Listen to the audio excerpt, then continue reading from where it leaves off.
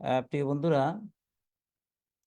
আপনারা জানেন যে এই প্রোগ্রামটি আমরা নিয়মিত করে থাকি প্রতি বৃহস্পতিবার রাত 10 ঘটিকায়। আমরা বিরতিহীনভাবে গত বছরখানেক যাবৎ ধরে আমরা এই প্রোগ্রামটি করে আসছি। এই প্রোগ্রামে আমরা ডেস্টিনি গ্রুপের সাথে সম্পৃক্ত ট্র্যাজেডি হওয়ার পর থেকে যারা বিরতিহীনভাবে এই প্রতিষ্ঠানের পাশে দাঁড়িয়েছেন তাদের কিছু মানুষকে আপনাদের সাথে পরিচয় করে দিই এবং তাদের কথা আমরা শুনি। আর পাশাপাশি আমাদের সাপ্তাহিক যে আপডেট সেটাও আমরা আপনাদের সামনে তুলে ধরি। যে কারণে আমাদের এই প্রোগ্রামটি বিনিয়োগকারীদের জন্য অনেক গুরুত্বপূর্ণ বলে আমরা মনে করি এবং আপনাদের সহযোগিতা এবং সাড়া পাওয়ার কারণেই আমরা কিন্তু এই প্রোগ্রামটি বিরতিহীনভাবে করে যাচ্ছি। তো আজকেও তারই একটা ধারাবাহিকতা।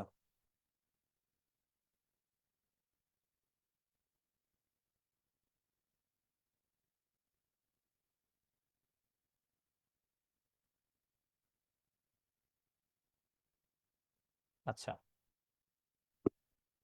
তো আজকের প্রোগ্রামের প্রধান অতিথি আপনারা জানেন আমাদের আজকের প্রোগ্রামের প্রধান অতিথি ডেস্টিনি গ্রুপের প্রধান আইনজীবী জনাব এহসানুল হক সমাজি স্যার। তো উনি আজকে ওনার একটা বিশেষ প্রোগ্রামে থাকার কারণে উনি হয়তো আমাদের সাথে আজকে সম্পৃক্ত হওয়ার সম্ভাবনা খুবই ক্ষীণ। যদি পারেন তাহলে আমাকে জানাবেন, আরো 10-15 মিনিট পরে হয়তো উনি সংযুক্ত হওয়ার সম্ভাবনা আছে। যদি ইনকেস না পারেন তাহলে উনি পরবর্তীতে আমাকে জানিয়েছেন আর একটা দিন উনি আমাদেরকে সময় দিবেন। তো যারা উম, আর পাশাপাশি আরো একটা ঘটনা হলো, আজকে যিনি অতিথি হিসেবে ইস্কান্দার ভাই জনাব আছেন, ওনার ভাই হঠাৎ করে হাসপাতালে অসুস্থ হয়ে পড়েছেন। তো স্কয়ার হসপিটালে ওনার ভাইকে নিয়ে উনি ব্যস্ত আছেন, যে কারণে উনিও আজকে আমাদের প্রোগ্রামে থাকতে পারছেন না। তো যেহেতু আমি সঞ্চালক হিসাবেও কিছু কথা বলি, প্রতিষ্ঠানের বিভিন্ন কর্মকাণ্ড নিয়ে আমি তুলে ধরার চেষ্টা করি, তারই ধারাবাহিকতায় আমি আজকেও আপনাদের সামনে কিছু কথা বলবো। তো যাই হোক, আপনাদেরকে অসংখ্য ধন্যবাদ এবং কৃতজ্ঞতা জানাচ্ছি এই প্রোগ্রামে অংশগ্রহণ করার জন্য। আমি বিনীত অনুরোধ করব, যারা যেখান থেকে দেখছেন আমাদের এই প্রোগ্রামটিকে মানুষের অধিকার বাস্তবায়নের জন্য যেহেতু আমরা কাজ করি, এটাকে ছড়িয়ে দিবেন বিনিয়োগকারীদের স্বার্থে। তো আমি আমার পরিচয়টা আপনারা জানেন, নাম শহীদুল ইসলাম, আমি ইঞ্জিনিয়ার শহীদ নামে পরিচিত। আমি ডেস্টিনি 2000 লিমিটেডের একজন ডায়মন্ড এক্সিকিউটিভ এবং প্রতিষ্ঠানের রেজিস্টার্ড 45টা গ্রুপের মধ্যে একটা গ্রুপ প্রধান হিসেবে দায়িত্ব পালন করেছি এবং করে আসছি। পাশাপাশি ডেস্টিনি গ্রুপের বিভিন্ন বিভাগে আমার কাজ করার সুযোগ হয়েছে। তো যাই হোক, সবচেয়ে বড় কথা হলো আমি দুঃসমৃদ্ধ দিনে আপনাদের পাশে আমরা একসাথে ছিলাম গত 12 বছর। বিশেষ করে যে অন্ধকার জগৎটা ছিল সেটার সাথে বিরতিহীনভাবে এই প্রতিষ্ঠানের পাশে দাঁড়িয়েছি, সামর্থ্যের সর্বোচ্চটুকু দিয়ে সার্বিকভাবে। এই প্রতিষ্ঠানে হাজার হাজার মানুষ প্রতিষ্ঠানের পাশে এইভাবে দাঁড়িয়েছেন এবং এই প্রতিষ্ঠানকে মানে সজাগ রেখেছেন এবং এই প্রতিষ্ঠান এই কারণে এখনো পর্যন্ত এই প্রতিষ্ঠান টিকে আছে, আবার ঘুরে দাঁড়াবে। এই স্বপ্নটুকু আজকে বাস্তবতার দিকে আরো আরো এক ধাপ বা অনেক ধাপ এগিয়ে এগিয়ে আছে। তো আপনারা জানেন যে আমি প্রথমে মামলা পরিস্থিতি নিয়ে একটা আলোচনা করব, আর তার পাশাপাশি আমি আলোচনা করব যেহেতু রফিকুল আমিন স্যার একজন উদ্যোক্তা সৃষ্টির মহাকারিগর, তো কিভাবে ডেস্টিনি গ্রুপ উদ্যোক্তা সৃষ্টি করে অন্য যে কোনো প্ল্যাটফর্মের তুলনায় এই প্রতিষ্ঠানটা কেন ব্যতিক্রম, তারই কিছু আলোচনা আমি আপনাদের সামনে তুলে ধরব। তো প্রথমত মামলা সংক্রান্ত বিষয়টা আপনারা জানেন, আমাদের ট্রি প্ল্যান্টেশনের মামলাটা বিচারিক আদালতে চলমান। প্রতি সপ্তাহে অলরেডি শুনানি হচ্ছে। বিশেষ করে গত মঙ্গলবার, গত পরশুদিন 3 জন সাক্ষীর সাক্ষ্য গ্রহণ হয়েছে। আজকে সমাজ ইজহার থাকলে বিস্তারিত হয়তো আপনাদেরকে আরো একটু তথ্য দিতে পারতো। তো যাই হোক, ইনশাল্লাহ পরবর্তীতে স্যার আমাদের যে কোনো একটা প্রোগ্রাম ইনশাল্লাহ আসবেন। তো আমরা আশা করছি আগামী 8 তারিখ মঙ্গলবার আয়ুর সাক্ষীটা ফাইনালি শুরু হবে। তো যাই হোক, আমরা মনে করি যেহেতু সুপ্রিম কোর্টের একটা অর্ডার আছে 29শে অক্টোবরের মধ্যে বিচার কাজটা সমাপ্তি করতে হবে। তো আশা করছি মাননীয় বিচারক, যিনি আদালতে বর্তমানে বিচার কাজটা সম্পন্ন করার দায়িত্ব নিয়ে কাজ করছেন, উনি আদালত ওই অর্ডারটাকে মাথায় রেখে ইনশাল্লাহ আগাবেন, এটা আমাদের বিশ্বাস। বাকিটা আমাদেরকে দেখতে হবে আসলে কোর্টে কিভাবে কতটুকু কত গতিতে তারা চলে। তো যাই হোক, ইনশাল্লাহ দেশের যে বর্তমান পরিস্থিতি, যেহেতু একটা পরিবর্তিত পরিস্থিতি তৈরি হয়েছে, আমরা ন্যায্য বিচার আশা করি এবং পাবো বলে আমরা বিশ্বাস করি। তো সেই নিরিখে আমরা আমাদের ম্যানেজমেন্টের, বিশেষ করে রফিকুল আমিন স্যার, প্রাণ পুরুষ, ইন্টেলেকচুয়াল পার্সোনালিটি, ওনাকে আমরা পাবো এবং ডেস্টিনি গ্রুপ আবার ঘুরে দাঁড়াবে, এরকম একটি আশা এবং বিশ্বাস নিয়ে আমরা বিগত দিনে ভূমিকা রেখেছি, এখনো রেখে যাব ইনশাল্লাহ, এটা আমরা বিশ্বাস করি। তো যে কথাটা বলছিলাম, আমি আপনাদের আজকে মানে ডেস্টিনির ব্যবসা সংক্রান্ত বিষয় নিয়ে আমি একটু কথা বলবো। আমরা বিশেষ করে ফেসবুকের মাধ্যমে বা সোশ্যাল মিডিয়ার মাধ্যমে ডেস্টিনি চালু হওয়ার একটা বিষয় অনেকে অনেকভাবে প্রচার প্রসার করছেন। আমরা সাধুবাদ জানাই যে ডেস্টিনি ঘুরে দাঁড়াবে, এটাই আমাদের আশা। তো আপনারা জানেন যে ডেস্টিনি 2000 লিমিটেডের বর্তমানে হাইকোর্ট কর্তৃক একটা ম্যানেজমেন্ট আছে। সেই ম্যানেজমেন্টে হাইকোর্ট থেকে কিছু মানুষকে ডেস্টিনির বাইরে যারা আছেন তাদেরকে দায়িত্ব দিয়েছেন, সাথে আমাদের ডেস্টিনি যারা শেয়ার হোল্ডার ছিলেন একসময় তারাও এখানে পরিচালক হিসেবে দায়িত্ব পালন করছেন। তবে আমার যতদূর মনে পড়ে, প্রায় 2 বছর প্লাস হয়ে গেছে হাইকোর্ট থেকে যে বোর্ড বর্তমানে বিদ্যমান আছেন,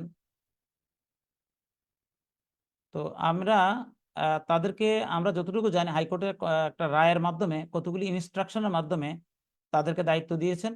এখন তারা কতটুকু দায়িত্ব পালন করছে বা করেছে, তো সেই বিষয়গুলো আমাদের কাছে স্পষ্ট না। তো আমার মনে হয় ডেস্টিনি যারা ক্রেতা পরিবেশক তারাও স্পষ্ট না।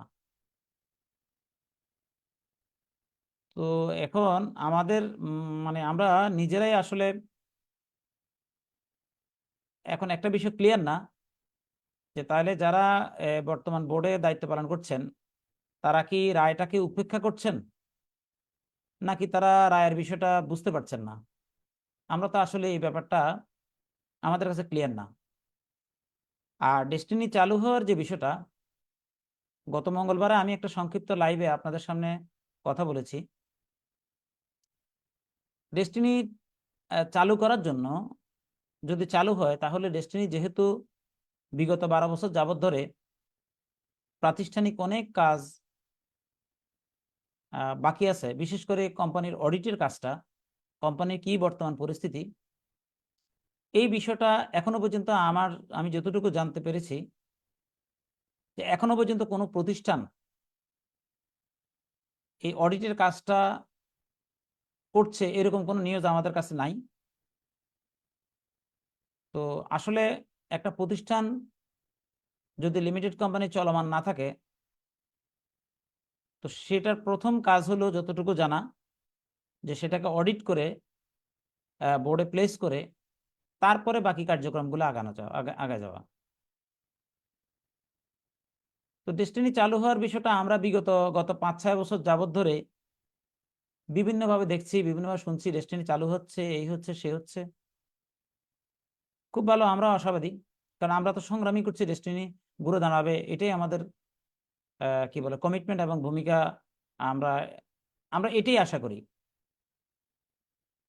কিন্তু কোম্পানি ঘুরে দাঁড়ানোর জন্য যে বেসিক কাজগুলি প্রতিমান হওয়া দরকার, এই বিষয়গুলো আমাদের কাছে কোনোভাবে প্রতিমান হয় না। কারণ আজ পর্যন্ত নতুন যে বোর্ড আসছে,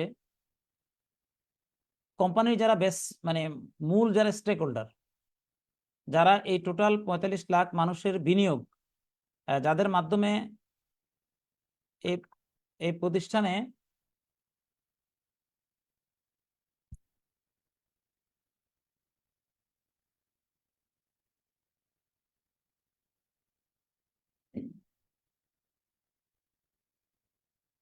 প্রতিষ্ঠানে হয়েছে, আমার জানা মতে এখনো পর্যন্ত কোনো অফিসিয়াল ডায়মন্ড মিটিং বা অফিসিয়াল কোনো পিএইচডি মিটিং বা কোনো গ্রুপের, যে ৪৫টা রেজিস্টার্ড গ্রুপ আছে প্রতিষ্ঠানের, তাদেরকে কখনো ইনভাইট করা হয়নি।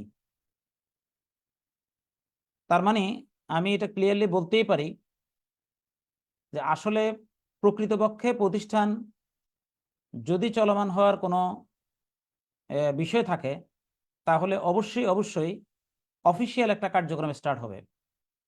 সুতরাং সোশ্যাল মিডিয়াতে যারা প্রতিষ্ঠান চালু হচ্ছে, মানে বিভিন্ন রকমের আমরা শুনতে পাচ্ছি, এই বিষয়গুলো আসলে আনঅফিসিয়াল। কারণ অফিসিয়াল কোনো প্রতিনিধি আমাদেরকে এখনো পর্যন্ত রেজিস্টার্ড ভাবে বোর্ড মিটিং এর সিদ্ধান্ত আকারে কোনো কিছু এখনো আমাদের কাছে আসেনি। আর যদি আসে সেখানে এই বিষয়ে আমরা, কারণ আমরা তো ডেস্টিনি 2000 লিমিটেডের ক্রেতা পরিবেশক এবং বিনিয়োগকারী, সুতরাং একটা পর্যায় থেকে তো অবশ্যই এই বিষয়টা আমাদের কাছে আসবে এবং আমরাও সেই বিষয়গুলোকে জেনে আপনাদেরকে তথ্য দিতে পারবো। সুতরাং যারা আমাকে শুনছেন, আশা করি আপনারা বিভ্রান্ত না হয়ে একটু দেখতে থাকুন যে কোম্পানি চালু হোক, আমরা এটা চাই, কিন্তু কেউ যেন মানে বোকা বানাইতে না পারে, বিভ্রান্ত করতে না পারে, ব্যক্তি স্বার্থ চরিতার্থ করতে না পারে, এই ব্যাপারে আমাদেরকে একটু সোচ্চার থাকা লাগবে। তো আমরা চাই যে অফিসিয়ালি যেভাবে প্রতিষ্ঠান চালানোর যে বিষয়গুলো আসে সেগুলো হোক, সেগুলো এগিয়ে গেলে আমাদের তরফ থেকে প্রতিষ্ঠানের জন্য যত রকমের সাপোর্ট আছে আমরা দিয়ে যাব। কিন্তু কেউ যদি ব্যক্তি স্বার্থ চরিতার্থ করার বিষয় নিয়ে আগায়, সেক্ষেত্রে আমাদের জায়গা থেকে আমরা শুধু দেখব, পরবর্তীতে যদি প্রাতিষ্ঠানিক স্বার্থ নয় ব্যক্তি স্বার্থ আসে সে ব্যাপারে বিনিয়োগকারীরা যারা আছেন তারা তাদের জায়গা থেকে অবজার্ভ করবেন, এর পরবর্তীতে কি করা যায় সেটা পরে দেখা যাবে।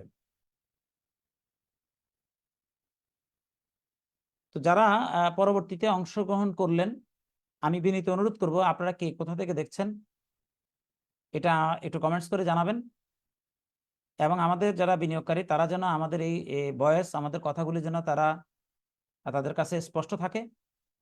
কারণ আমরা বিগত 12টি বছর বিরতিহীনভাবে এই হাজার হাজার মানুষ, এই প্রতিষ্ঠানের বিনিয়োগকারীদের পাশে আমরা সামাজিকভাবে দাঁড়িয়েছি যতটুকু সামর্থ্য ছিল, এবং আমরা এই প্রতিষ্ঠানের গানটা গেয়ে গেছি সঙ্গত কারণে।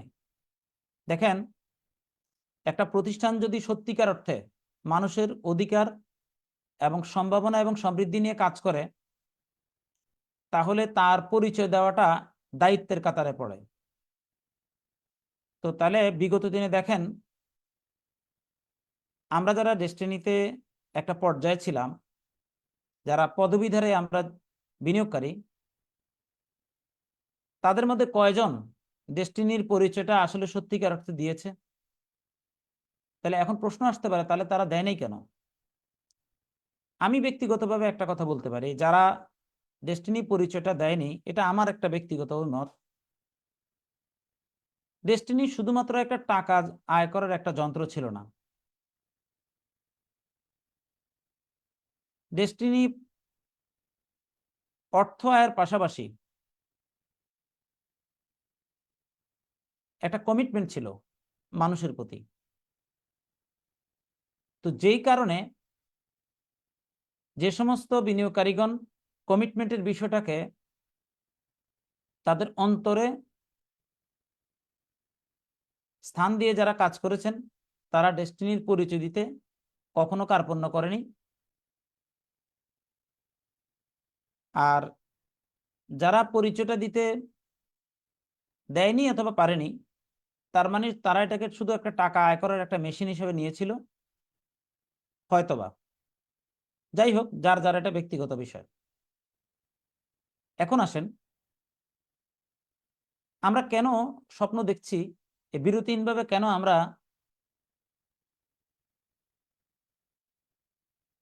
একেবারে একটা অহিংস আন্দোলন আমরা করেছি। কারণ আপনারা জানেন যে বিগত সরকারের আমলে যৌক্তিকভাবে মানুষ তার অধিকারের কথা কিন্তু বলারও সুযোগ পায়নি। তো আমরা আমাদের জায়গা থেকে অহিংসভাবে এই কার্যক্রমটা চালিয়ে গেছি। কারণ আমরা যদি জোরালো কোনো প্রচেষ্টা করতাম, হয়তো আমরা এই অহিংস কার্যক্রমটাও হয়তো করতে পারতাম না। তো যেই কারণে আমরা চিন্তা করলাম যে আমাদের ন্যায্য অধিকার নিয়ে আমরা কথা বলতেই পারি। আমরা এই বিষয়টাকে মাথায় রেখে কিন্তু আবেদন করেছি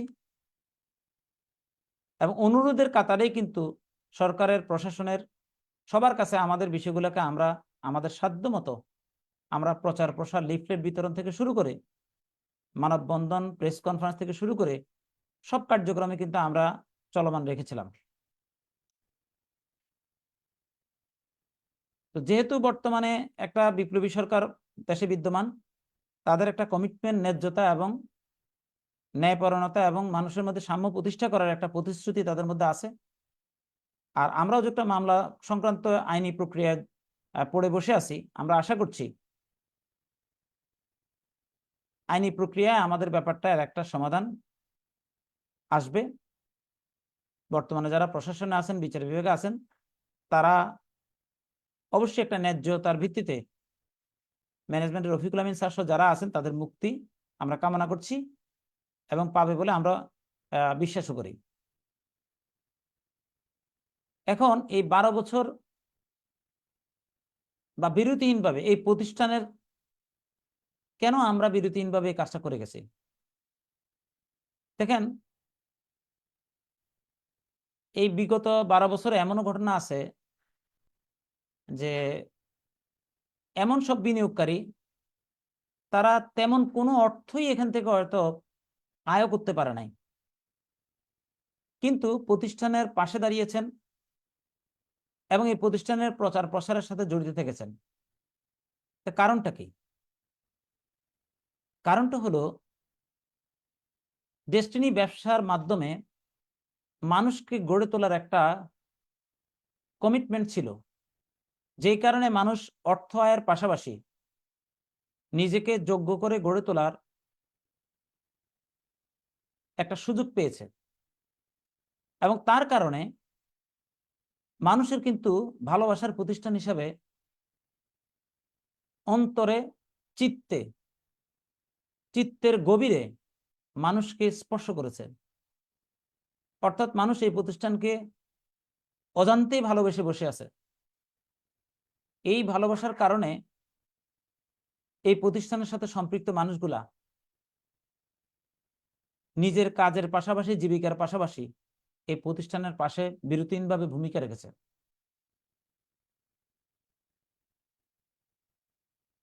এবং আজকের এই যতটুকু প্রতিষ্ঠান ঘুরে দাঁড়ানোর সম্ভাবনা, এই সম্ভাবনার ভিত্তি কিন্তু এই মানুষগুলাই। আর আমি একটা কথা বলেছিলাম, আজকে যেহেতু সমাজী স্যার একটা গুরুত্বপূর্ণ মিটিং এ আছেন, হয়তো উনি অন টাইমে আসতে পারবেন না, হয়তো আজকে থাকতে পারবেন না, পরবর্তীতে আমরা ওনাকে ইনভাইট করব।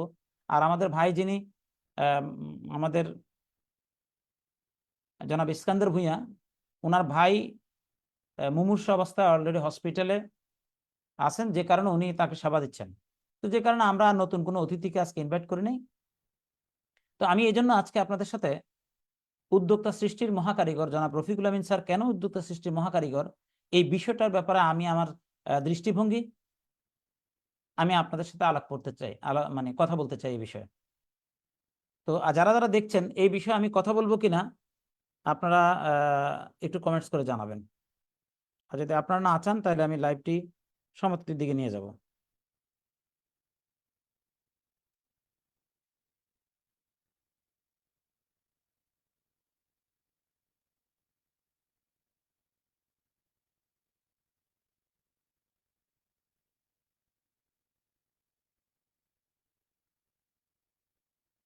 জি, এখন আসেন যে একটু কমেন্টস করে জানাবেন আপনারা আমাকে, মানে এই বিষয়টা এখন উদ্যোক্তাটা আসলে বিষয়টা কি। এখন দেখেন, যিনি আমাদের আজকে বর্তমানে রাষ্ট্রের এক্সিকিউটিভ দায়িত্বে আছেন, ডক্টর ইউনূস স্যার, উনি একটা কথা বলছেন বারবার, যে আপনারা উদ্যোক্তা হিসাবে কাজ শুরু করেন। এখন এই উদ্যোক্তা বিষয়টা শুরু করেছে, আর এই ব্যাপারটাই কিন্তু আমরা আমাদের প্রতিষ্ঠানে 2000 সাল থেকে আমরা এই প্রতিষ্ঠান সেই মহৎ পরিকল্পনা নিয়েই কিন্তু কাজ শুরু করেছে। এখন দেখেন, উদ্যোক্তা বা এন্টারপ্রেনারশিপটা কি আসলে। একজন উদ্যোক্তা, আমরা যারা দীর্ঘদিন ধরে বিশেষ করে সেলস মার্কেটিং এবং এন্টারপ্রেনারশিপ নিয়ে যারা কাজ করছি লং টাইম ধরে, সাধারণত একজন উদ্যোক্তা শুরু করে, কিন্তু শুরু করার পরে 100 জন উদ্যোক্তার মধ্যে একজন টিকে কিনা সেটাও কিন্তু সংশয় আছে। কিন্তু আমাদের মতো দেশে 1000 লোক শুরু করলে হয়তো একজন দাঁড়ায়। তার এর কারণটা কি? এর একটা কিন্তু বেসিক কারণ আছে। দেখেন, তাহলে আমাদের দেশের প্রেক্ষাপটে এন্টারপ্রেনারশিপটা কিভাবে গড়ে ওঠে। তো গড়ে ওঠার একটা সিম্বলিক একটা বিষয় কিন্তু আমরা আমাদের জীবন থেকে আমরা এটা দেখতে পাই। আমরা আমাদের জীবনে একটা জিনিস খেয়াল করেছি, আমাদের দেশের স্টুডেন্টদেরকে যদি আমরা 3টা ভাগ করি, এ ক্যাটাগরি, বি ক্যাটাগরি এবং সি ক্যাটাগরি। তো এ ক্যাটাগরির যারা স্টুডেন্ট তারা কিন্তু ব্রিলিয়েন্ট, তারা ক্লাসের ফার্স্ট, সেকেন্ড, থার্ড বা 10-এর মধ্যে থাকে। তারা ক্লাস 5-এ ভালো করে, ক্লাস 8-এ ভালো করে, তারা এসএসসিতে ভালো করে, ইন্টারমিডিয়েটে ভালো করে। তারা কি করে? তারা ইঞ্জিনিয়ারিং পড়ে অথবা ভালো ইউনিভার্সিটিতে কোনো সাবজেক্ট নিয়ে পড়াশোনা করে। তো এদের এই মেধাবী হওয়ার কারণে তারা কোনো না কোনো একটা সাবজেক্টে দক্ষ হয়ে তারা কিন্তু পেশাজীবী হিসাবে তারা কর্মজীবন শুরু করে। তো তারা একটা পর্যায়ে মোটামুটি ভালো লাইফ লিভ করে। এটা হলো এ ক্যাটাগরি স্টুডেন্টদের ব্যাপার। এখন বি ক্যাটাগরি স্টুডেন্ট কারা? তারা অতটা ব্রিলিয়েন্ট না, ব্রিলিয়েন্ট রেজাল্ট করতে পারে না, কিন্তু আবার একদম খারাপও না। এইভাবে করে তারা কি করে, মানে তাদের শিক্ষা জীবনটা এইভাবে যায়। একটা পর্যায়ে এসে এই মানুষগুলার চাকরির জন্য হয়ে ঘুরে বেড়ায়, কিন্তু কেউ চাকরি পায়, কেউ পায় না, এরকমই একটা অবস্থা দাঁড়ায়। এবং এরাই কিন্তু বেশিরভাগ ক্ষেত্রে বেকার থাকে। এই ক্যাটাগরির স্টুডেন্ট কিন্তু বেকার থাকে না। তাহলে বি ক্যাটাগরির স্টুডেন্ট কিছু চাকরি পায়, কিন্তু সন্তুষ্টমূলক চাকরি পায় না এবং আনএমপ্লয়মেন্ট একটা ইয়েতে ভোগে। তো আসেন আবার সি ক্যাটাগরি, এরা কারা? এরা কোনো রকম হয়তো এসএসসিটা পাস করে,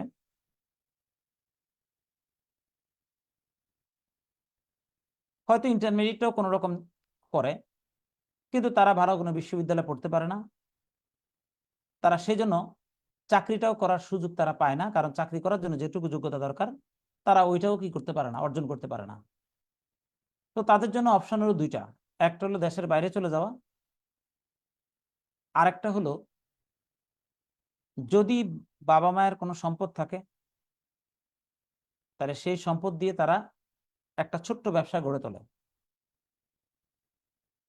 তো এই ব্যবসাটা যখন সে গড়ে তোলে তখন কিন্তু তার কোনো অভিজ্ঞতা নাই, কিন্তু তার একটা স্বপ্ন তৈরি হয়, তার পিছনে যাওয়ার কোনো রাস্তা নাই। তো সেই কারণে তাকে দাঁড়াইতে হবে এরকম একটা মন মানসিকতা নিয়েই কিন্তু সে ব্যবসাটা স্টার্ট করে। কিন্তু দেখেন, মানুষের এই আবেগ, মানুষ যখন একটা আবেগ নিয়ে ব্যবসাটা শুরু করে, 3 মাস সাইকোলজিক্যালি দেখা যায় 3 মাস মানুষের মধ্যে হাইস্ট লেভেলের এই আপনার এক্সাইটমেন্টটা কাজ করে। 3 মাস পরে আস্তে আস্তে এই এক্সাইটমেন্টটা কিন্তু কমে যায়। বছর শেষে তার এক্সাইটমেন্টটা একদম আরো কমে যায়। কারণ তার তো কোনো এক্সপিরিয়েন্স নাই, তার তো কোনো প্রশিক্ষণ নাই। ওয়ান্স আপন আ টাইম সে ব্যবসায় লস দেওয়া শুরু করে। 2 বছর পরে গিয়ে দেখা যায় তার অবস্থা খুবই খারাপ। তখন তার কাছে একটা সময় মনে হয় যে আমি যে ব্যবসাটা শুরু করলাম, আমি এটা না করে আমার পাশের দোকানদার খুব ভালো ব্যবসা করতেছে, ওইটা করলে মনে হয় ভালো হইতো। তখন কিছু অনেকের পক্ষে কুইট করতে হয় একবারে, সেকেন্ড কোনো আর অপশন নাই। অনেকে আবার কি করে, ঠিক আছে ব্যবসা কুইট করে আরেকটা নতুন ব্যবসা শুরু করে। ওই ব্যবসাটাও কিন্তু ওইভাবে কিন্তু মানে দাঁড় করাতে পারে না, কারণ ওইটাও কুইট করে। 3 নম্বর ব্যবসা তাকে শুরু করতে হয়। এখন এই যে 1 নম্বর বিজনেস কুইট করা, 2 নম্বর বিজনেস কুইট করা, 3 নম্বর বিজনেসে গিয়ে তখন সে যখন ব্যবসাটা শুরু করে তখন সে বুঝতে পারে ব্যবসা করার জন্য বেসিক কতগুলো জিনিস বা যোগ্যতা বা সক্ষমতা প্রয়োজন, সেগুলো সে উপলব্ধি করতে পারে ঘাত প্রতিঘাতের মাধ্যমে। তাহলে সে কি শেখে? আমরা যদি মোটা দাগে একটা কথা বলি, সে একটা জিনিস বুঝতে পারে, কাস্টমারের সাথে তার বা একটা পারিবারিক সম্পর্ক গড়ে তুলতে হয়। অর্থাৎ তার কমিউনিকেশন স্কিলটাকে মানে এটা খুব ইম্পর্টেন্ট। তার এই রিলেশনশিপ কিভাবে বিল্ড আপ করতে হয় এটা সে ভালো করে বুঝতে পারে। তো এইরকম অনেকগুলি ফান্ডামেন্টাল বিষয় আছে, সে এই বেসিক গুলো বোঝে। কিন্তু এখন কয়জনের পক্ষে সম্ভব যে 2টা ব্যবসা কুইট করে 3য় ব্যবসা স্টার্ট করা? যেই কারণে একটা সময় এই 1000 মানুষের মধ্যে একজনই ঘুরে দাঁড়াতে পারে। তখন সে আরেকটা জিনিস বুঝতে পারে যে প্রতিনিয়ত তাকে শিখতে হয় এবং অ্যাক্টিভ থাকতে হয়, দায়িত্ব নিয়ে কাজ করতে হয়। এই বিষয়গুলো সে উপলব্ধি করতে পারে। তখন একটা সময় যায় জীবনের ঘাত প্রতিঘাতের কারণে আর অন্যদিকে না তাকিয়ে একটাই তার ফোকাস থাকে, যে বিজনেসটা তাকে দাঁড় করাতে হবে। এরকম কিছু ত্যাগী মানুষ ব্যবসায় সাধারণত সফল হয় এবং এদের এই ক্ষেত্রে সফলতা আসতে আসতে তাদের জীবনের এক বিরাট অংশ চলে যায় এবং এটাই হলো একটা নিষ্ঠুর বাস্তবতা। এখন আসেন, তাহলে আমাদের এখানে আমাদের সমাজ ব্যবস্থায় অসামঞ্জস্য পরিবেশ কোনটা? আমাদের এখানে অসামঞ্জস্য পরিবেশ হলো আমাদের দেশের শিক্ষা কারিকুলামে ব্যবসা নিয়ে পড়াশোনা করার কিন্তু এখন সুযোগ তৈরি হয়েছে। MBA BBA করার একটা অলরেডি অ্যাভেলেবেল। কিন্তু ইন্টারেস্টিং হলো যারা আমাদের এখানে MBA BBA করছেন তাদের বেশিরভাগ লোকের স্বপ্ন হলো তারা একটা মাল্টিন্যাশনাল কোম্পানিতে চাকরি করবে, ভালো জব করবে। খেয়াল করবেন কথাটা, তারা ব্যবসা করতে চায়, তারা মানে তারা ব্যবসা নিয়ে পড়াশোনা করতেছে, কিন্তু তাদের ড্রিম হলো চাকরি করা।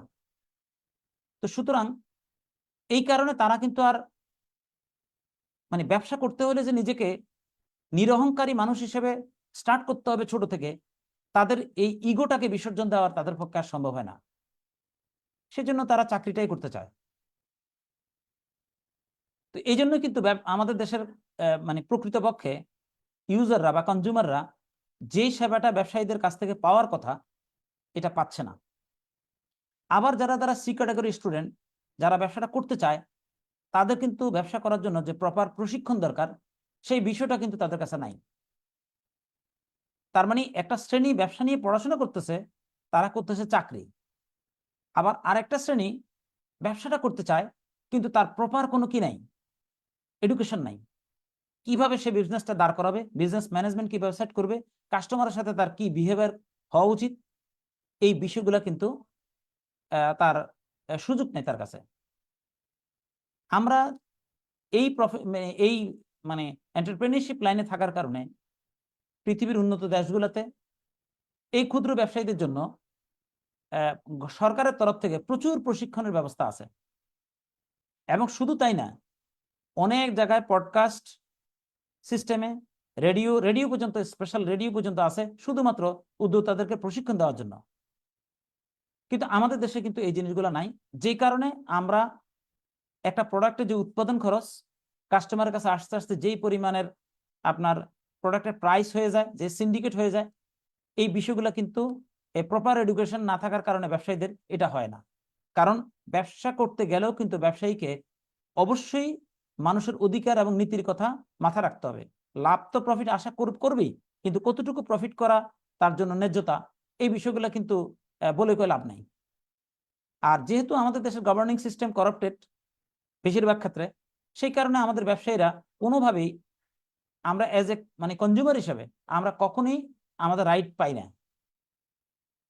অনেকগুলো কারণে। তো এই হলো মানে আসলে এন্টারপ্রেনিয়রশিপ নিয়ে মানে সিচুয়েশন।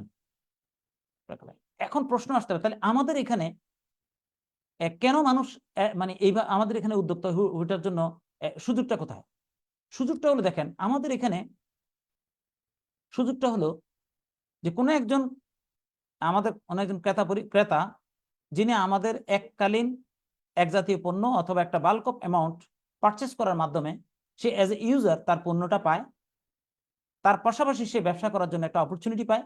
কি অপরচুনিটি?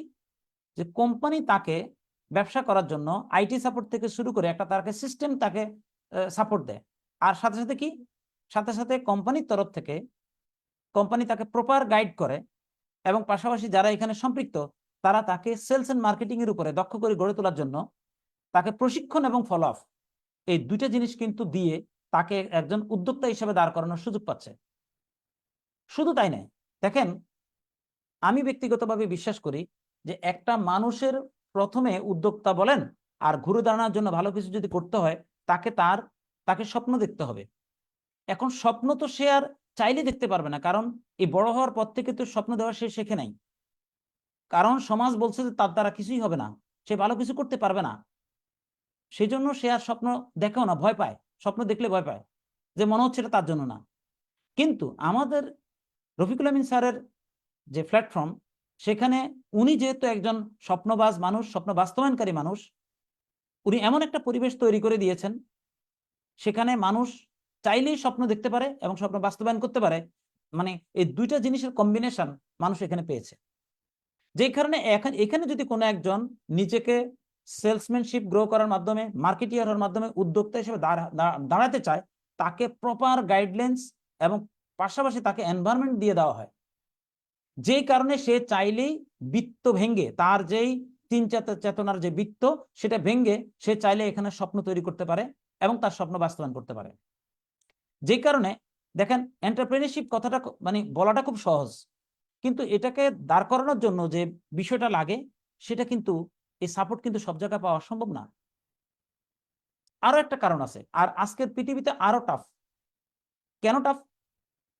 দেখেন আপনি আমি নতুন করে কোনো একটা এন্টারপ্রেনিয়রশিপ নিয়ে যদি কাজ করি, কোনো একটা প্রোডাক্ট বা সার্ভিস নিয়ে স্টার্ট করি, আপনি খেয়াল করে দেখবেন এই প্রোডাক্ট আর সার্ভিসটা অলরেডি দেশের প্রতিষ্ঠিত গ্রুপ অফ কোম্পানি অথবা মাল্টিন্যাশনাল কোম্পানিগুলি কিন্তু করছে। তাহলে আমি যদি একটা নতুন করে কোনো একটা বিজনেস স্টার্ট করতে চাই, তাহলে আমি যেটা করব, দেখবেন একটা প্রাণের আছে। আমি যে বিজনেসটা করতে যাব এটা আবুল খায়েরের আছে। আমি যে বিজনেসটা স্টার্ট করতে যাব এটা বেক্সিমকোর আছে।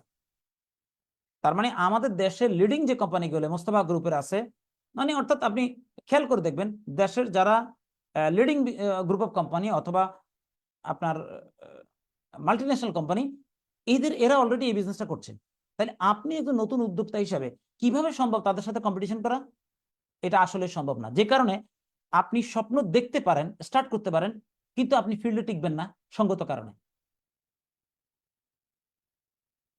তাহলে কি আমরা কি তাহলে মানে আমরা কি তাহলে স্বপ্ন দেখবো না? এখন আসুন, হ্যাঁ অবশ্যই স্বপ্ন আমরা দেখব, কিন্তু কিভাবে? তাহলে মানে ব্যক্তিগত পর্যায়ে যদি আপনি কোনো প্রোডাক্ট নিয়ে আমি যদি কাজ করি, ধরেন কথার কথা আমরা একটা নতুন একটা আইডিয়া নিয়ে কাজ করছি, শুরু করলাম, কিন্তু দেখবেন হ্যাঁ এমনও হতে পারে দেশের প্রতিষ্ঠিত কোম্পানিগুলির এই আইডিয়াটা তাদের কাছে নাই। আপনি শুরু করে মাত্র শুরু করেন, মনে রাখবেন এই বিশেষ করে মাল্টিন্যাশনাল কোম্পানিগুলি অথবা দেশের বড় বড় গ্রুপ অফ কোম্পানিগুলি যারা সারা দেশে তাদের নেটওয়ার্ক আছে, ডিস্ট্রিবিউশন সিস্টেম আছে, তাদের প্রচার যন্ত্র আছে, তাহলে আপনি আমি নতুন করে যদি ইনোভেটিভ কিছু করিও, আর তাদের যে রিসার্চ টিম আছে, মার্কেট অ্যানালাইসিস করার যে টিম আছে, তারা যদি বুঝতে পারে যে এটা একটা সম্ভাবনাময় সার্ভিস অথবা প্রোডাক্ট, তারা মুহূর্তের মধ্যে কিন্তু কপি করে এটা বাজারে ছেড়ে দিবে। তাহলে আপনি শুরু করতে দেরি হবে, তারা এটা মার্কেটটাকে টান দিয়ে তাদের কাছে নিতে কিন্তু টাইম লাগবে না। তার মানে ব্যক্তিগত পর্যায়ে, ক্ষুদ্র পর্যায়ে একজন উদ্যোক্তার বর্তমানে টিকে থাকা আরো টাফ হয়ে গেছে বিশ্ব পরিস্থিতির কারণে। তাহলে এইরকম একটা পরিস্থিতিতে আপনি আমি ব্যক্তিগত পর্যায়ে যে এন্টারপ্রেনিয়রশিপ নিয়ে স্টার্ট করব, এটা খুবই টাফ একটা জব এবং রিস্কি একটা ব্যাপার স্যাপার। তাহলে এখন করণীয় কি? করণীয় অবশ্যই আছে। এইখানে যদি আমরা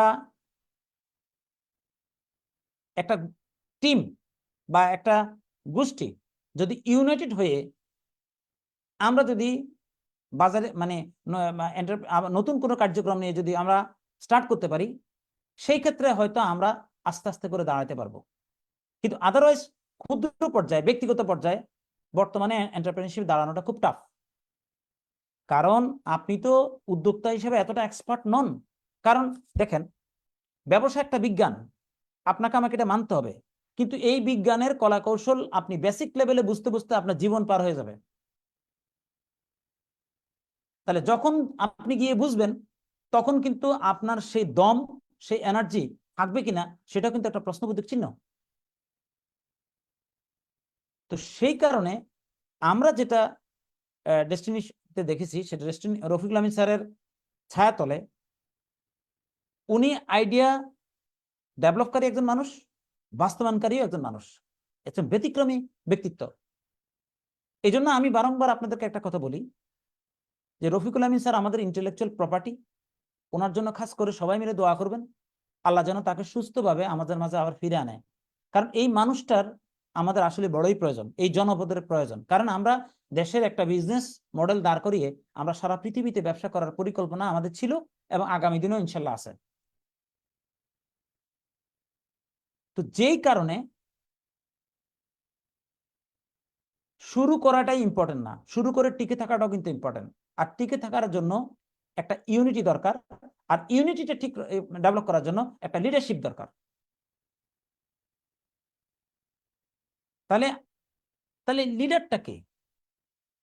আমরা যে লিডারশিপটার কথা বলি, আমরা সবসময় একটা কথা বিশ্বাস করি, আমরা বাংলাদেশের প্রেক্ষাপটে আমাদের যে সমাজ ব্যবস্থা, যে লিডারশিপ, আমরা এই লিডারশিপ বিশ্বাস করি না।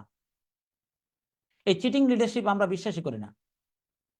আমরা বিশ্বাস করি যে একজন দায়িত্বশীল মানুষ, যিনি মানুষকে সেবা দিবেন, এই সেবা দেওয়ার যে প্রক্রিয়া, এটা একটা স্কিল, এটা একটা সক্ষমতা।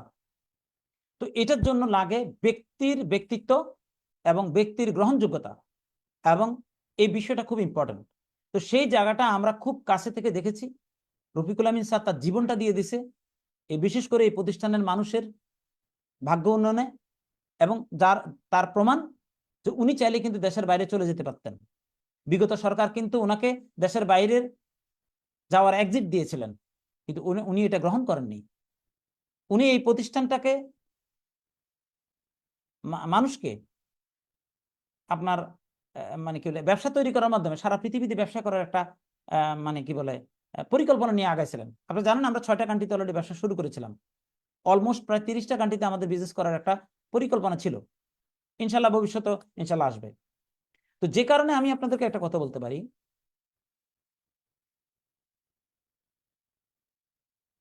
উদ্যোক্তা হিসাবে আমরা শুরু করাটা খুব, এখন দেখেন আমি যদি এই ক্ষেত্রে উদাহরণ টানতে চাই, আপনি দেখবেন আমাদের এই ডেস্টিনির 12 বছরের ট্র্যাজেডির পরে, আচ্ছা আমার এই কথাগুলি কি আপনারা শুনতে পাচ্ছেন, বা আপনারা কি মনে করেন যে এটার এই আলোচনাটা মানে আপনাদের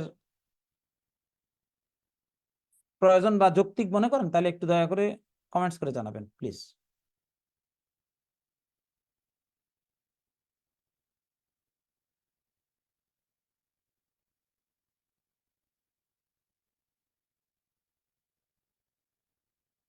জি, আর একটা কথা বলতে চাই, যেহেতু আমরা মানুষের অধিকার নিয়ে কাজ করি, এই লাইভ প্রোগ্রামটি শেয়ার করে মানুষকে ধৈর্য ধরার ক্ষেত্রে ভূমিকা রাখবেন।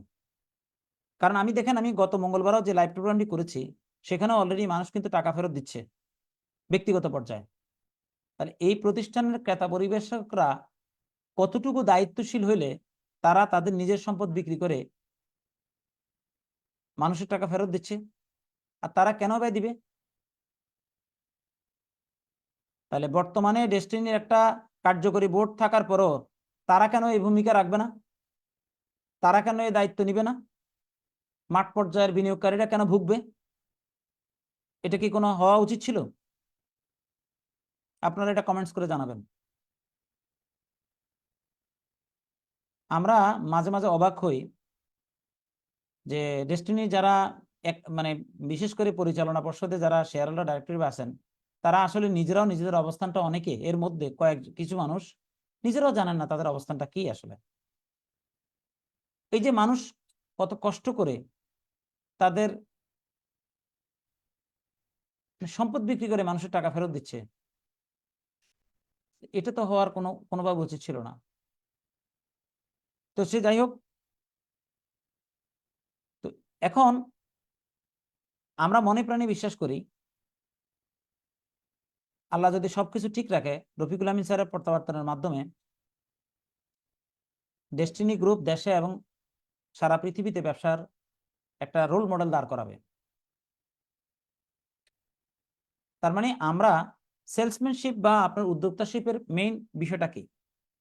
মেইন বিষয় যে কথা বলছিলাম যে বিভিন্ন দেখবেন আমাদের এই ডেস্টিনির ক্রেতা পরিবেশকরাও কিন্তু বিভিন্ন প্রতিষ্ঠান গড়ে তুলছিল, তারা অনেকেই কিন্তু টিকাইতে পারে নাই, আবার অনেকেই বিভিন্ন প্রতিষ্ঠানে গিয়ে ভালো করেছেন। এখন যারা টিকাইতে পারেন না, এর কারণ হলো লিডারশিপ। অর্থাৎ ব্যবসা করতে গেলে ইউনিটির প্রয়োজন, আর ইউনিটিটা 10 জন ব্যক্তি দ্বারা হয় না। ইউনিটিটা আনতে হয় কোনো না কোনো একজন ব্যক্তিকে। এই একজনকে কেন্দ্র করে যদি ইউনিটি গড়ে ওঠে, তাহলে কিন্তু প্রতিষ্ঠান তার জায়গা থেকে প্রকৃত অর্থে সমৃদ্ধির জায়গায় আগাতে পারে। আপনারা শুনে থাকবেন প্রায়, আমরা গ্রামে অনেক সময় শুনি কি একটা জিনিস, যে দেখবেন একটা পরিবারে আপনার ভাইদের মধ্যে অনেক মিল, তো এখন মানুষ কি বলা বলে করে, এরকম যে ওরা ভাইগুলো সবগুলো ভালো। কিন্তু বাস্তবতা কি জানেন? বাস্তবতা হলো ওই ভাইদের মধ্যে কোনো একজন ভাই আছে যিনি তার লাইফটাকে স্যাক্রিফাইস করে এমন একটা পরিবেশ তৈরি করে দিয়েছেন, সেখানে একটা ইউনিটি তৈরি করে দিয়েছেন। তাহলে আসলে সবগুলি ভাই কিন্তু ভালো না, একজন দায়িত্ব নিয়ে ইউনিটি তৈরি করেছেন বলেই সব ভাইরা ভালো, এটার একটা প্রকাশ সামাজিকভাবে সবাই দেখতে পাচ্ছে। তাহলে সবাই যে চিত্রটা দেখতে পায় সব ভাই ভালো, ব্যাপারটা তা না। কারণ কোনো একজন ভাই সেখানে তার জীবন দশায় তার ত্যাগ, তার ভূমিকা রাখে বলেই সেখানে সবগুলা ভাইয়ের প্রশংসা সামাজিকভাবে ফুটে ওঠে। এটা যেমন একটা পরিবারের জন্য খুব ইম্পর্টেন্ট, এটা একটা প্রতিষ্ঠানের জন্য একটা ইম্পর্টেন্ট। আর এটার একটাই মাত্র সূত্র হলো একজনকে কেন্দ্রবিন্দু করে প্রাতিষ্ঠানিক কাজ মানে এগিয়ে যাওয়াটা। এবং আমরা এই কারণে বারংবার বলি যে অনেকে দেখেন রফিকুল আমিন স্যারের নাম নিয়ে ভিতরে ভিতরে ওনাকে গালাগালি করে, তো করুক এটা, তাও এখন ভিতরে ভিতরে করে, এখন আর বাইরে কমে গেছে। তো এখন যাই হোক, আমরা একটা জিনিস চেয়েছিলাম, সেটা হলো যে আমরা ইউনাইটেড হয়ে প্রতিষ্ঠানটা ঘুরে দাঁড়াক। যাই হোক, তারপরও আমি মনে করি চূড়ান্তভাবে এটাই হবে, এই ইউনিটিতে আসতে হবে, এর কোনো বিকল্প নাই। কারণ আমি আপনারা একটা কথা বলি, যারা বর্তমানে ডেস্টিনি চালু হবে এই মানে বলছে, বেশ ভালো, কোনো অসুবিধা নাই। ডেস্টিনি যখন বাংলাদেশে ব্যবসা করার সুযোগ পাবে, বাংলাদেশে আরো 500 কোম্পানি ব্যবসা করার সুযোগ পাবে। তাহলে বর্তমানে ডেস্টিনি যদি ধরেন লাইসেন্স পেয়ে যদি ব্যবসা করার সুযোগ পায়, একটা নিশ্চিত থাকেন যে একেবারে মিনিমাম 100 কোম্পানি কিন্তু স্ট্রংলি মাঠে নেমে যাবে। তাহলে রফিকুল আমিন স্যারকে বাদ দিয়ে যারা ডেস্টিনি চালু করার একটা মেন্টালিটি মানে তৈরি করে কাজ মানে করার একটা চিন্তা মাথার মধ্যে আছে বা ভিতরে ভিতরে আছে, এখন তো দেখায় উপরে দেখায় একরকম, ভিতরে একরকম, তো ওনাদের থেকেও কিন্তু ভালো ম্যানেজমেন্ট বিভিন্ন অনেক কোম্পানিতে আছে। তো ওরা সত্যিকার অর্থে এই প্রতিষ্ঠানটা পার্থক্যই তৈরি করবে শুধু রফিকুল আমিন স্যার আর বাকি আলাদা, এবং এটাই বাস্তব। এটা শুনতে খারাপ লাগলো, কিছু করে না, এটা রিয়েলিটি, এটা একেবারে রিয়েলিটি। তো সেজন্য আমাদের চাওয়া হলো ডেস্টিনি, রফিকুল আমিন স্যার একটা ইনস্ট্রাকশন ছিল বোর্ডের প্রতি, তারা গিয়েছিলেন পরামর্শের জন্য, স্যারও কিছু গাইডলাইন দিয়েছে, কিন্তু আমরা দেখছি তার স্যারের গাইডলাইন গুলোও কিন্তু আলোর মুখ দেখে নাই। যাই হোক, তারা তাদের মতো দায়িত্ব পালন করুক, আমরা চাই যে প্রতিষ্ঠান তারা আগায় নেক। কিন্তু আমরা স্পষ্ট কথা বলতে পারি,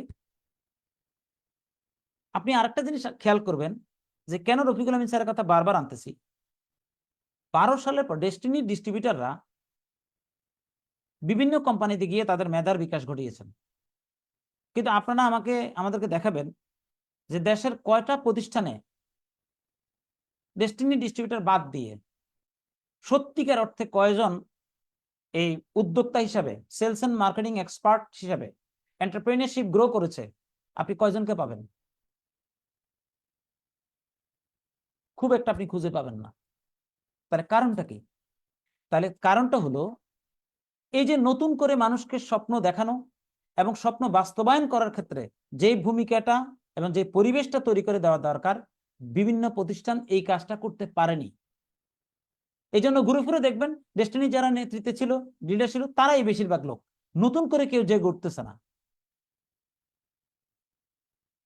কারণ শুধু অর্থের কারণে মানুষ মাইন্ডসেট করবে না, সেখানে লাগবে একটা নৈতিক ব্যাপার, লাগবে একটা পার্সোনালিটিকে ডুপ্লিকেট করা। এটা হলো মোস্ট ইম্পর্টেন্ট জিনিস। তাহলে প্রশ্ন আসতে পারে, তাহলে উদ্যোক্তা কি তাহলে এরকম বড় প্ল্যাটফর্মের বাইরে কি উদ্যোক্তা সৃষ্টি হবে না? হবে। কিন্তু বর্তমান যে পৃথিবীর যে প্রেক্ষাপট, বর্তমান যে তথ্য প্রযুক্তির যে প্রসার, সেই প্রসারে একজন উদ্যোক্তা সৃষ্টি হয়ে টিকে থাকাটা টাফ। তাকে একটা লিমিট জায়গায় থাকতে হবে, লিমিটের বাইরে গেলে সে আউট হয়ে যাবে,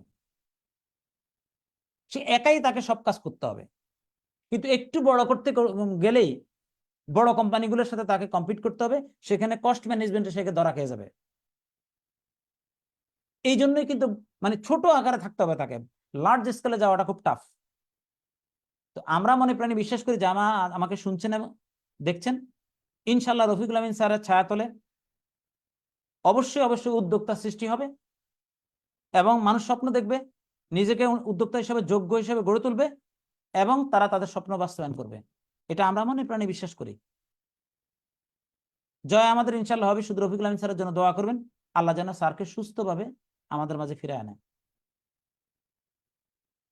এবং যারা আমাকে দেখলেন এবং শুনলেন, তারা প্রত্যেকে আবার নতুন করে স্বপ্ন দেখেন, আবার ঘুরে দাঁড়ানোর একটা মানসিকতা তৈরি করেন।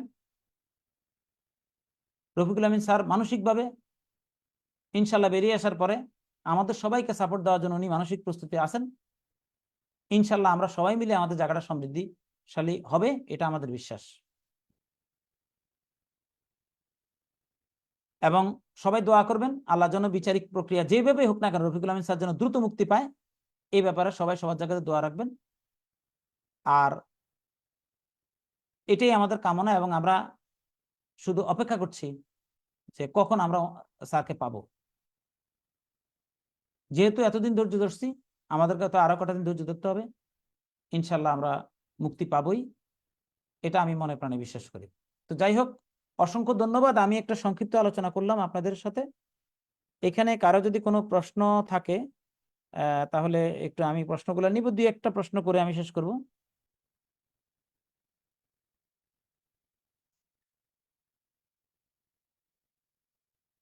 জি হ্যাঁ, একটু প্রশ্ন করেন, আমি এখন এই মুহূর্তে দেখছি প্রশ্নগুলো, আমি হয়তো একটা প্রশ্নের উত্তর দিয়ে আমি এটা শেষ করব। যে তাজুল ইসলাম মিরপুর থেকে, আপনাকে অসংখ্য ধন্যবাদ। হামিদ ভাই নরসিংদী থেকে দেখছেন।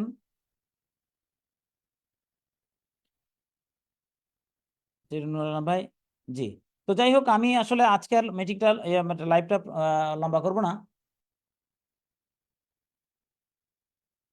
আমি এখানে লাইভ প্রোগ্রামে শেষ করব। আর আরেকটা কথা আমি আপনাদেরকে বলতে চাই,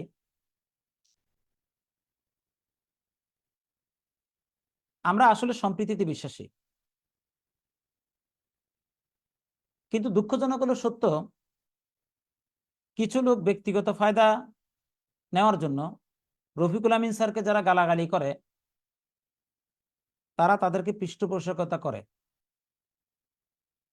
তো করুক, সেটা অলরেডি ডেস্টিনি বিনিয়োগকারীদের কাছে কিন্তু এটা স্পষ্ট। তো আমার মনে হয় পৃথিবীতে প্রতিটা জিনিসেরই কিন্তু একটা কি আছে, মানে ফিডব্যাক আছে। কারণ নিউটনের যে তৃতীয় সূত্র, এটা তো আর মিথ্যা না। তো আমার মনে হয় তাদের উপলব্ধি হওয়া দরকার, তারা যদি সত্যিকার অর্থে একটা সম্প্রীতি ইউনিটি তৈরি করে প্রতিষ্ঠানটা আয় নিতে চায়, তা আমার মনে হয় বাজে আচরণ রফিকুল আমিন স্যার কাউকে শিখায়ও নাই। তাহলে যারা রফিকুল আমিন স্যারকে নিয়ে বিভিন্ন রকমের কথা বলেন, তাদেরকে আমি আসলে কি বলবো, এটা আপনারাই কিছু বলার নেই। তবে হ্যাঁ, আমরা জিনিসগুলোকে কিন্তু নোটেড রাখতেছি, কারণ সঙ্গত কারণে। আসলে সময় তো আমাদের খারাপ, স্যার তো ভিতরে। এই জন্য আমরা চাই না যে আসলে আমাদের বিনিয়োগকারীরা আসলে যারা এগুলো করতেছে তাদেরকে কেউ না কেউ এগুলো নাড়াচ্ছে। তো বিনিয়োগকারীরা তো, আমরা তো সবাই এক। আসলে আমাদের যার যার জায়গা থেকে দৃষ্টিভঙ্গি আলাদা হতে পারে, কিন্তু প্রত্যেকেরই কিন্তু আমাদের চাওয়া পাওয়া এক, যে আমরা মানুষের অধিকারটা ফিরিয়ে দিব, আবার আমাদের ব্যবসা চালু করার সিদ্ধান্ত। কিন্তু আমার মনে হয় যে সমস্ত বিনিয়োগকারী অন্যের কথায় নাচতেছেন, এক এক দিন এক একজনের পীর মানতেছেন, এই পীররা কিন্তু